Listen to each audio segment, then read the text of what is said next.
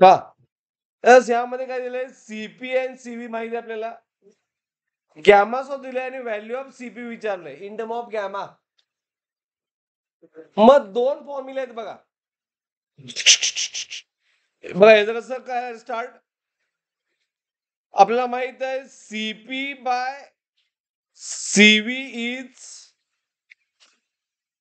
Gamma. एक minute ऐका मी gamma बरोबर उलट काढलोय सिम्बॉल मध्ये असं काढायला पाहिजे ना गॅमा. हा आता आपल्याला फाईंड काय करायचं आहे यस दोन फॉर्म्युले यूज करायचे बस CP minus CV is R.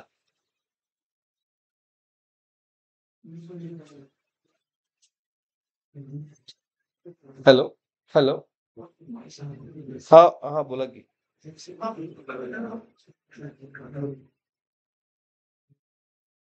किती पर्यंत द्यायचं त्यांना आपण सांगूया. नाही तुम्ही सांगा फायनल त्यांना सांगतो ते चाललंय त्यांचं तेच किती फायनल सांगू सांगा. बर बर मग ते होय म्हणलं तुम्हाला फोन करलो त्याला बॅक.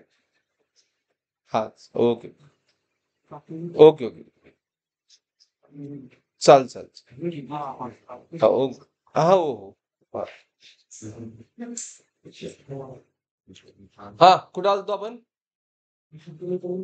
हा आता आता काय करायला पाहिजे सांगा काय फाईंड करायचंय.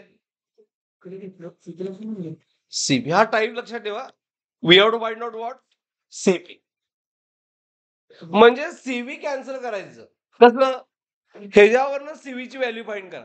किती येणार सीव्हीची व्हॅल्यू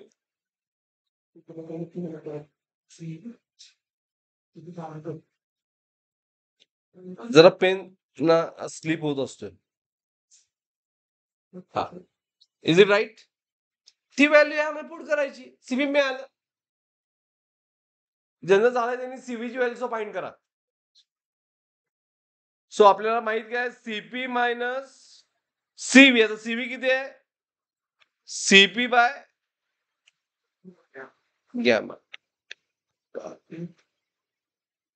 सीपी कॉमन घेतलं जे फाइंड करायचंय राहिलं काय 1 मायनस 1 बाय गॅमा. ओके त्यामुळे सीपी आलं gamma -1 by gamma cross multiply केले फक्त आणि त्यामुळे सीपी आलं R into gamma divide by gamma -1. Understood. तसेच सीव्हीची व्हॅल्यू फाइंड करा by same way calculate CV value मला सांगा ऍट द एंड. एक्झाम मध्ये विचारतात सीव्ही सुद्धा. आता सीपी फाइंड केलं ना ह्याच वेळेनं सीव्ही फाइंड कर.